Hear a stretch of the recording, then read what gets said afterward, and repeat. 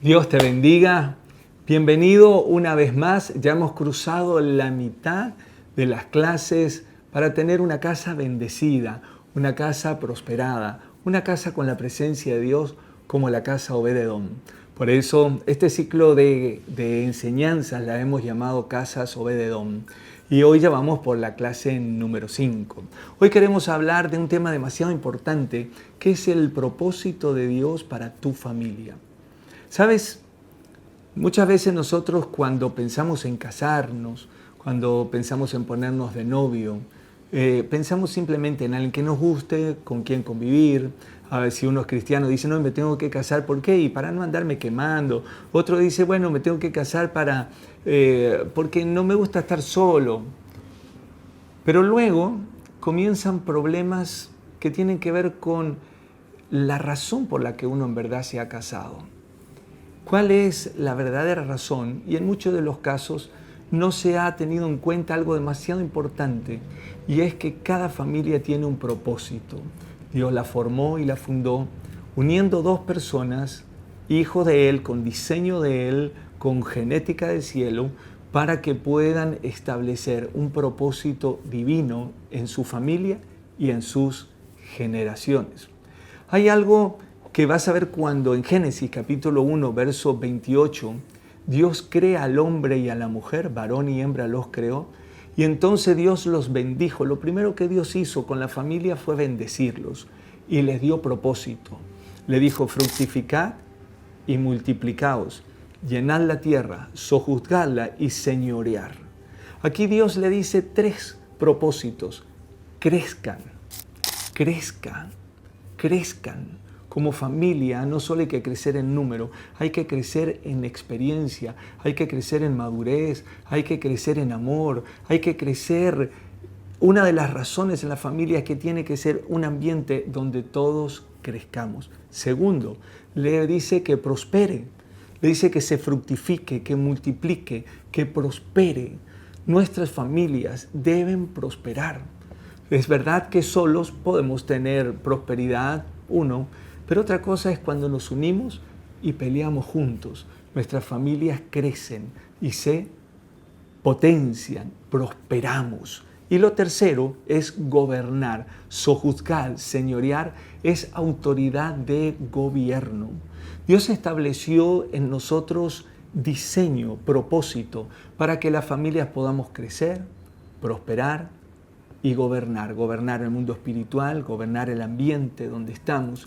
Pero resulta que cuando el hombre se aleja de Dios, ocurre todo lo contrario. Caín y Abel, uno lo mata al otro, y entonces en vez de crecer, decrecen. La tierra, en vez de prosperar, comienza a producir espinos, y el hombre, en vez de gobernar, comienza a ser gobernado por sus propios malos deseos.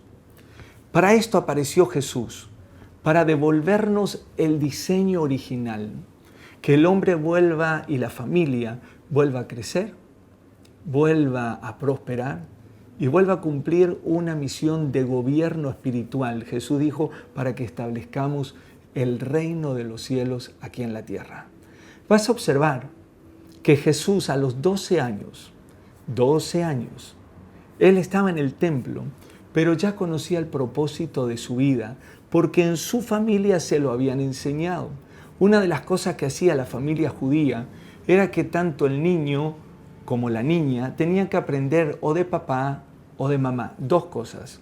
Uno, tenía que aprender, ni bien comenzaba a hablar, tenía que aprender frases o palabras de bendición, la Shema, esas palabras que decían, bendito Jehová, nuestro Dios, Jehová uno es. Ellos tenían que aprender, comenzaban a hablar el niño y ya le comenzaban a enseñar palabras de las Escrituras.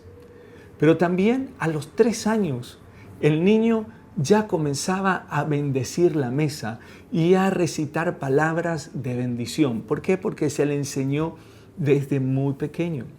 A las niñas también, a los 3 años, ya las niñas podían prender las velas del Sabbat, o sea, encender las luces, las lámparas, cuando comenzaba el día del Señor. Estas cosas las aprendían en su vida espiritual. Ellos tenían que aprender también la palabra de Dios de memoria, tenían que guardarla desde pequeños. Iban aprendiendo su vida espiritual a crecer.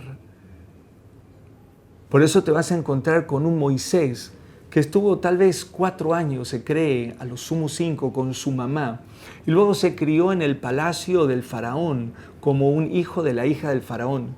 Pero él no perdió su identidad, no perdió el propósito. A los 40 años solo lo quiso hacer con su fuerza, ser el libertador de su pueblo. Se equivocó y le llevó 40 años más en el desierto. Pero había aprendido en esos 4 o 5 años la base de una vida de fe y de confianza en Dios. También lo vas a ver en Samuel. Samuel también se crió más o menos 4 años con su mamá y luego fue a la casa de Elí, el sacerdote, pero su familia estaba toda corrompida, pero él se mantuvo firme sirviendo y buscando a Dios. ¿Por qué? Porque desde las bases se les enseñaba al niño, no, bueno, anda, entretenete, agarra el celular, no me molestes. No, cada tiempo era una oportunidad para enseñarle algo de la palabra de Dios o del amor de Dios. Pero lo segundo que les enseñaban era también el oficio del papá o el oficio de la mamá. Por eso de Jesús después decían el carpintero de Galilea. Bueno, porque el papá tenía carpintería. Los Juan y Santiago, hijos de Zebedeo, quienes eran pescadores. O sea, los pescadores aprendían de sus papás pescadores, los carpinteros aprendían de sus papás carpinteros.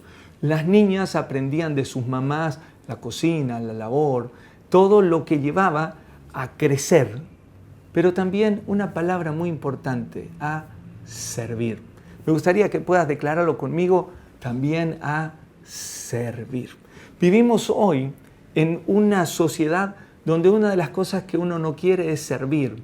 En particular los que hemos recibido también una influencia de la colonización española, donde en la colonización española la mente era que el rey debía ser servido, que los que servían eran la clase baja.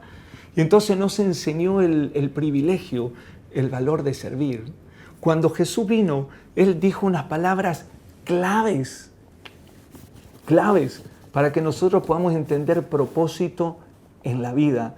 Y Él dijo estas palabras, porque yo no vine a ser servido. Mateo capítulo 20, verso 28. Como el Hijo del Hombre no vino para ser servido, sino para servir. Este es propósito. Y luego dijo, y para dar su vida en rescate de muchos. El propósito de nuestra vida es una vida de servicio. No somos esclavos por servir, somos imitadores de Cristo por servir. Todo comienza en nuestra casa. Cuando Jesús llega a los 12 años y está allí en el templo con los doctores de la ley, se pierde 3 días de su mamá y su papá, porque antes las caravanas de regreso se hacían varones por un lado, mujeres por otro, a la noche se encontraban, no lo encontraron a Jesús y se regresan y lo buscan.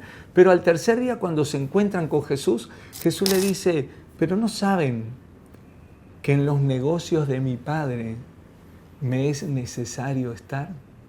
Él ya tenía propósito claro en su vida.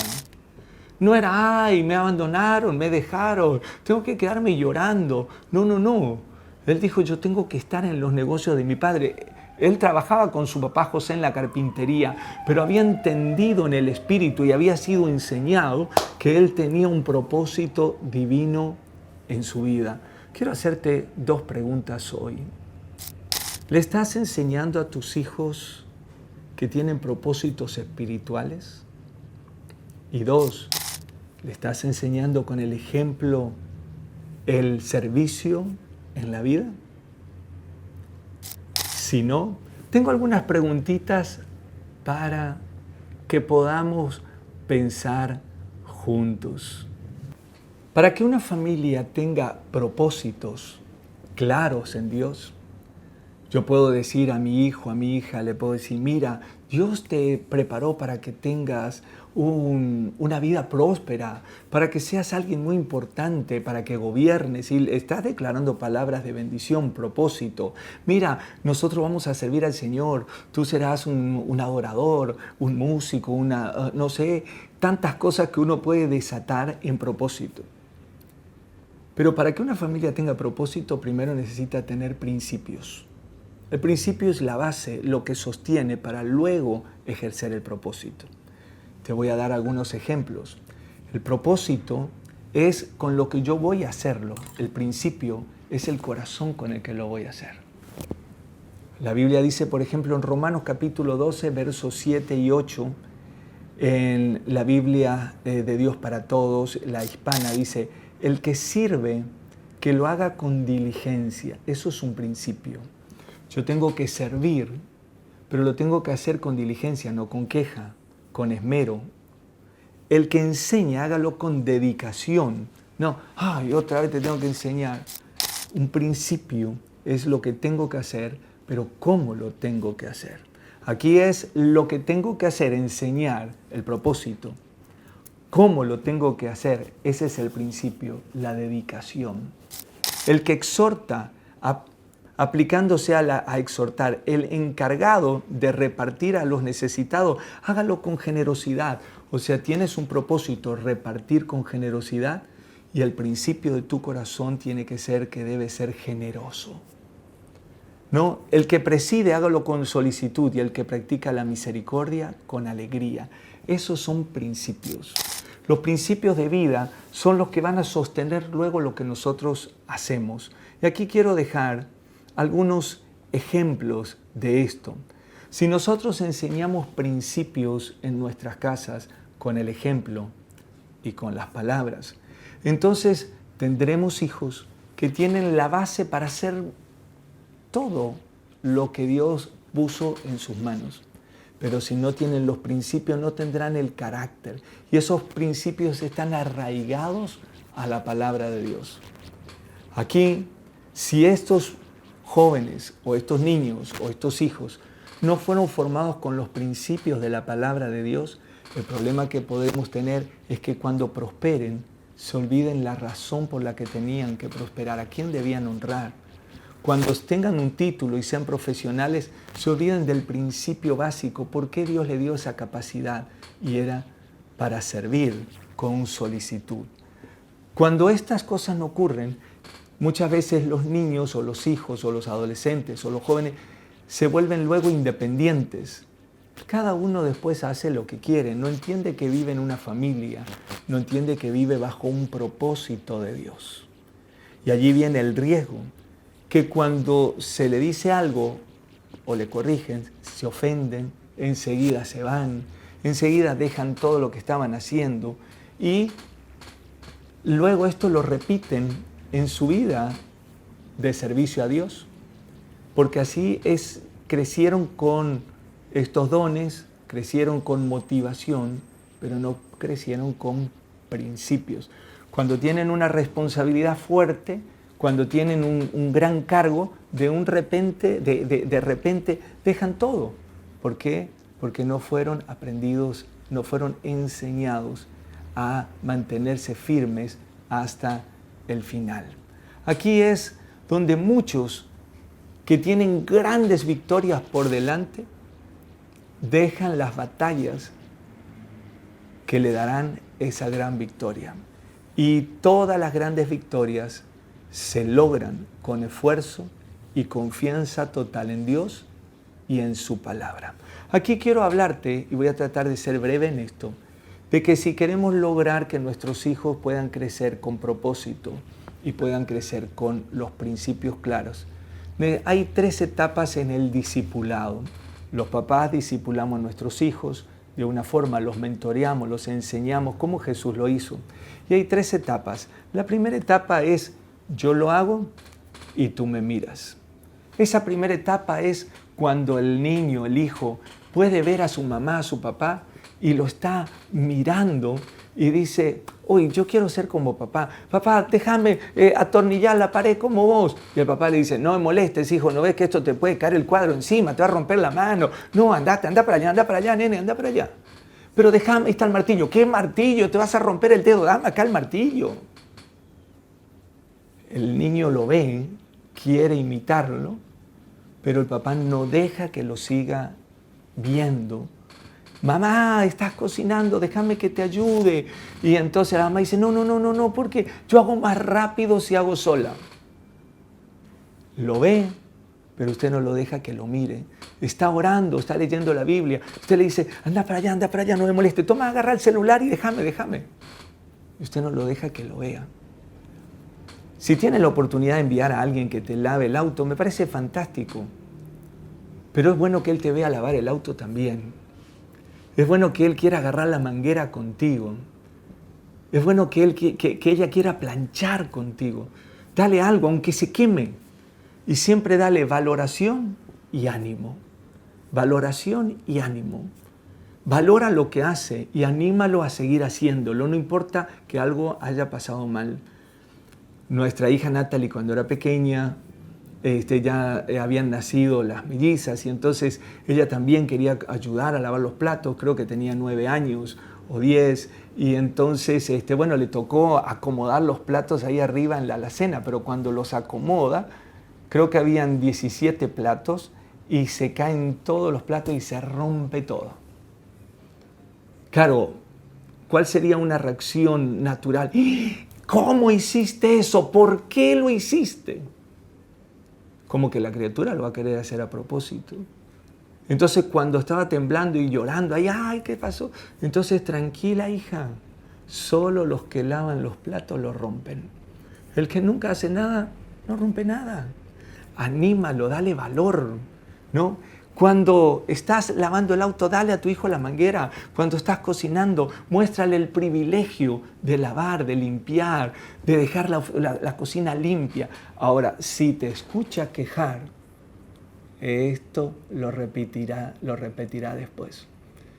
Y entonces cuando le pidas, no le diste ejemplo, y cuando le pides, se va a hacer lo mismo que tú haces. Otra vez ustedes que ensucian todo acá, y se va a quejar. Aquí es muy importante dar el ejemplo. Si queremos gente, hijos y una familia con propósito, va a tener que tener principios de servicio. Te voy a dar otro ejemplo muy común que ocurre en las mesas. En las mesas el papá se suele sentar, entonces alguien le sirve o ponen el coso delante, el papá se larga a comer, pero no mira si todos se han servido. Y capaz que ya está por repetir la segunda vez y todavía la mamá estuvo cocinando, estuvo poniendo las mesas, o los hijos ya se están por repetir 2 o 3 veces y todavía la mamá no comió. Allí es donde el papá tiene que establecer el ejemplo de servicio. Y hoy voy a dejarles una tarea, es ¿cómo te sirvo? ¿Cómo puedo servirte, mamá? ¿Cómo puedo servirte, esposa? Acá. Y lo mismo va a hacer la esposa. ¿No? Entonces, ¿cómo te sirvo, esposo? ¿Cómo te sirvo? ¿Cómo puedo honrarte? Y uno se cuida mutuamente, uno no compite por la comida. ¡Ay, eso para mí el mejor! Lo que los chicos ven lo van a hacer. Y si los chicos también lo están haciendo, ahí está la responsabilidad del papá de enseñarle, decirle, hijo, vamos a servir. Vamos a mirar, no peleo por agarrarme la mejor porción. Veo a ver cómo le puedo bendecir a mamá, a papá, a tu hermanito, a tu hermanita. Llega el helado, llega el postre, y ahí uno llega con la cuchara, con el esto, y ahí todos se sirven 4 veces y nos están mirando a ver si mamá ya comió, si papá comió, si la abuela comió, si el hermanito comió, porque estoy pensando en mí y formo una generación sin principios de servicio. Esto lo repetirán y te desencontrarás con el problema que tuvo la iglesia de Corintios. Capítulo 11 de 1 Corintios 21 dice, porque al comer cada uno se adelanta a tomar su propia comida y otro tiene hambre. Lo que apliques en la casa, luego lo repetirá en la iglesia. Entonces, no, esa es mi silla, no, esto. Usemos esta palabra, ¿en qué te puedo servir? ¿Puedes usarlo? ¿En qué te puedo servir? Encontraremos prioridades, responsabilidades y vamos a crecer con respeto y con integridad. Así que tenemos, yo lo hago y tú me miras. Luego es, lo hacemos juntos. lo hacemos juntos. Entonces ahí caminamos y lo hacemos juntos. Agarrar la manguera, yo limpio acá y uno va valorando, lo hacemos juntos. Lo tercero es tú lo haces y yo te miro. Ahí es cuando le valoro, le ayudo. Dale, hacelo, dale, yo te miro, dale, dale, vamos adelante. El error que a veces cometemos es, y dicen los padres, toda la vida me vio hacer eso. No sé cómo hizo lo contrario, porque solo hicimos la primera parte. Le mostramos, no lo hicimos juntos y no lo guiamos a que él lo haga o que ella lo haga. Y te encontrarás con alguien de 12 años, un joven, una joven que no sabe hacerse un té. Te vio hacerlo, pero nunca lo hizo. Que no saben desarrollarse en la vida. Nosotros en lo particular, en casa, recuerdo que en nuestra casa no éramos pudientes y entonces fuimos muy esforzados. En esa época ir a la peluquería costaba bastante. Entonces mi papá se compró una máquina de cortar el pelo y aprendió a cortar el pelo. Nosotros fuimos su ratoncito, pero al fin y al cabo se esforzaron y nosotros lo vimos. Mamá hacía lo mismo y comprar ropa hecha era muy caro en esa época. Entonces consiguió una máquina de coser, aprendió a coser. Otra época tuvo que ponerse inyecciones periódicamente y aprendió cómo a ponerse inyecciones y de luego tomó unas clases y al fin el barrio después recurría a ella para que le aplicaran las inyecciones. Pero también aprendimos a no tirar cosas en la casa. Una fruta que se estaba picando, aprendimos a hacer mermelada, a hacer dulces, compotas, la leche si se estaba cortando, a hacer ricota, a hacer yogur. Hemos aprendido a hacer, pero eso lo aprendimos desde chicos, o sea, plantar en el fondo de la casa una quinta, la cebollita de verdeo, hacer el pan, lo aprendimos desde pequeños, a arreglar las cosas, a cambiar un foco, a arreglar la parte eléctrica. Lo hemos aprendido en la casa y esa necesidad nos hizo que nos capacitemos. Quiero animarte a que crezcamos y aún lo que no sabemos podamos aprender juntos, pero hagámoslo junto con nuestros hijos. Hagámoslo juntos, crezcamos juntos en familia. No, pero ahí está entretenido con el celular. Pues hay un momento en que lo hacemos juntos. Y por último, tú lo haces y yo te miro. Cuando te miro, doy gracias a Dios porque estás creciendo. Esto es lo que pasó en la casa de Obed-Edom. Me preguntarás, ¿y dónde sacamos todo eso? Ya vamos a ir. Fíjate lo que pasó en la casa de Obed-Edom, una casa que tenía propósito, como la casa de Josué. Josué dijo, mi casa y yo serviremos al Señor, tenemos propósito, como la casa de José y María, como la casa de Timoteo, como tantas casas en la Biblia que reconocían que tenían un propósito. Quiero decirte que por la gracia de Dios, en nuestro matrimonio, Susana y yo, desde que nos conocimos, nos pusimos de novio, teníamos en el corazón un propósito, servir a nuestro Dios. Nos capacitamos en distintas áreas de la vida, en el trabajo, pero con un mismo propósito firme, servir a nuestro Dios, sirviendo a nuestros hermanos, sirviendo a nuestros semejantes. Esto es algo que se lleva a cabo, se ejercita, se trabaja y luego se vive. Quiero que me acompañes si tienes allí en tu Biblia. Te encontrarás con una porción de las Escrituras que realmente marca una diferencia gigantesca. Está en Primera de Crónicas, capítulo 15, verso 24. Te vas a encontrar que Obed-Edom había prosperado, él y su casa. ¿Cuántos eran en su casa? Ya lo vamos a leer. Y él cuando prosperó, que dijo, bueno, acá yo me quedé, Dios me bendijo, ya tengo tantos negocios, tengo tantos autos, tengo aire acondicionado. En 3 meses prosperó todo lo que no prosperó en años. Gloria a Dios por eso. Esa fue la bendición por la presencia de Dios. Pero él no se quedó con eso, sino que dice las Escrituras que cuando fueron a llevar el arca, ellos se fueron como porteros. No quedaba, ellos no vivían en Jerusalén, ellos vivían lejos, tal vez unos 8 o 10 kilómetros. Pero decidieron estar cerca de la presencia de Dios. La presencia de Dios les trajo paz, unidad, restauró la casa, restauró la familia. Cuántas cosas materiales te pueden llegar a dividir, pero la presencia de Dios te va a traer unidad. Cuando él experimentó esta presencia de Dios, tomó tiempo para ir a servir en la casa del Señor como porteros.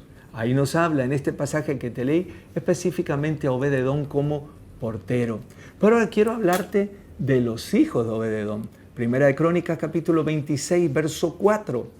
Dice así: los hijos de Obed-Edom, cuando está hablando cómo dividieron los porteros. Primero dijo que él estaba como portero, pero ahora habla de los hijos de Obed-Edom. Los hijos de Obed-Edom en la división de los porteros estaban Semaías el primogénito, Josabad el segundo, Joa el tercero, Sacar el cuarto, Natanael el quinto, Amiel el sexto, Isacar el séptimo, Peultaí el octavo, porque Dios había bendecido a Obed-Edom. Está hablando ahora todos estos hijos en la familia Obed-Edom. Ahora habla de uno de ellos, dice así: de Semaías, que era el mayor, su hijo, nacieron hijos que fueron señores sobre la casa de sus padres, que tuvieron lo que hablamos al principio. Volvieron al propósito, gobierno, señorío, prosperidad. ¿Recuerdas? Fueron señores sobre la casa de sus padres porque eran varones valerosos y esforzados. Valerosos y esforzados. ¿Dónde aprendieron a ser valerosos y esforzados? En la casa de sus padres. Lo aprendieron de niño. Lo ejercitaron, lo vieron en su papá, lo vieron en su abuelo y fueron valerosos y esforzados. Entendieron que era lo importante en la vida. Habían trabajado duro, pero no dejaron su servicio a Dios. Se fueron como porteros. Estos 8 hijos y luego los hijos de uno de ellos. O sea que ya estamos hablando de la tercera generación, los nietos.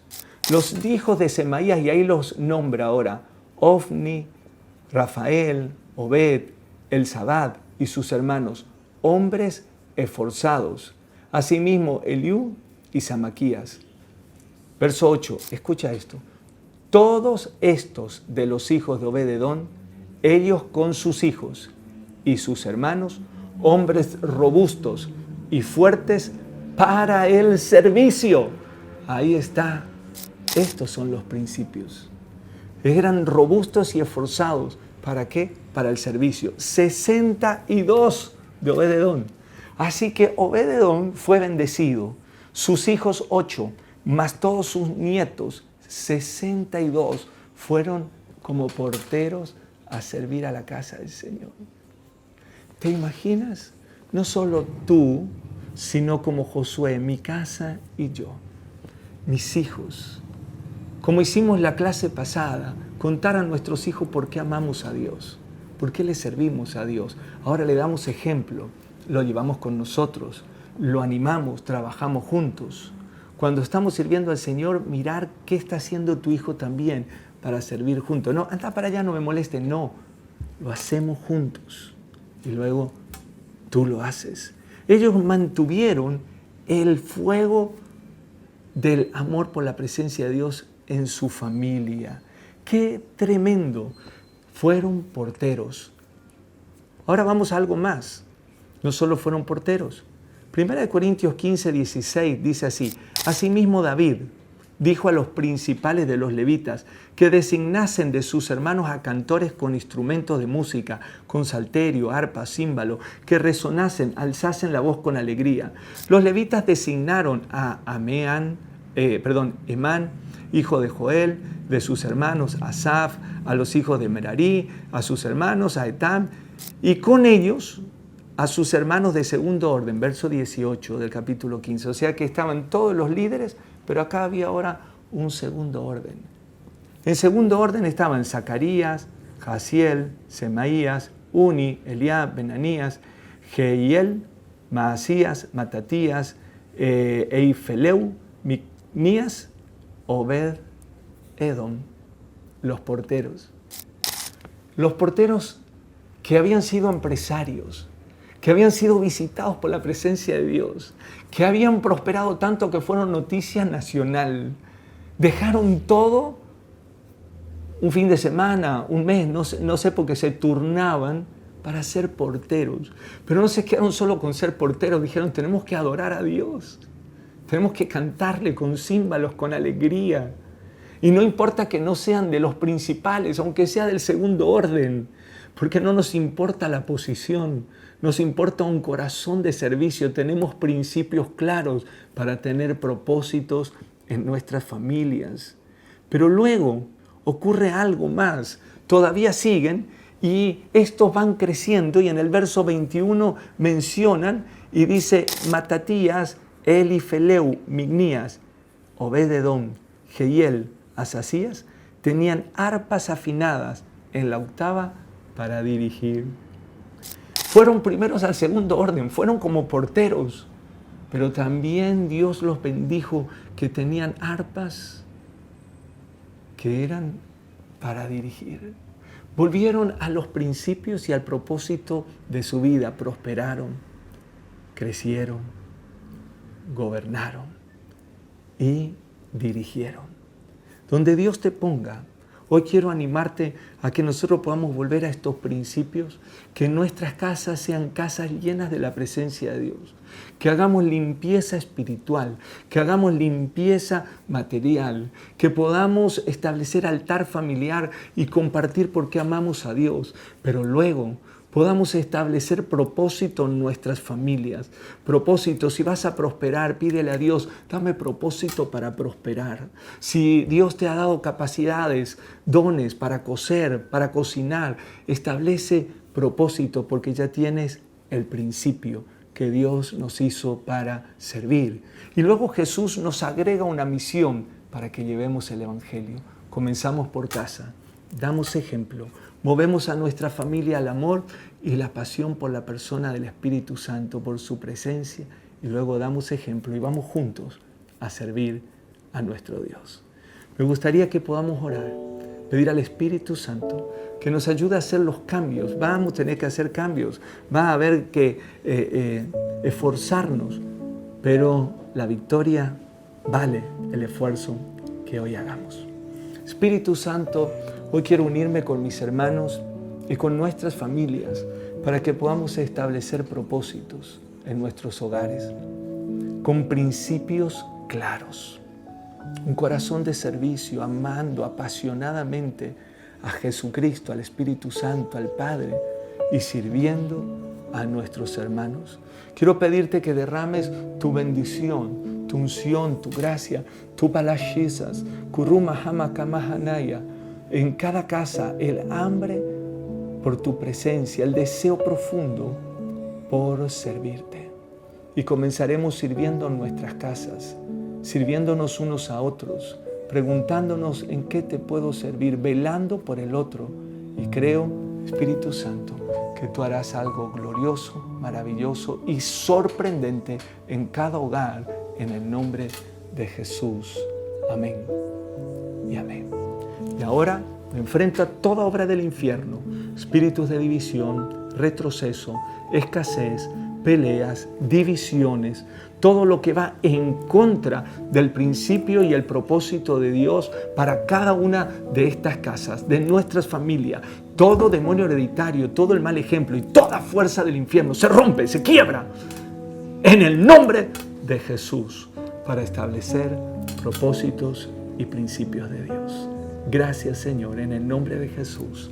Amén y amén. Disfruta en casa, en una casa bendecida, una casa como la casa de Obed-edom.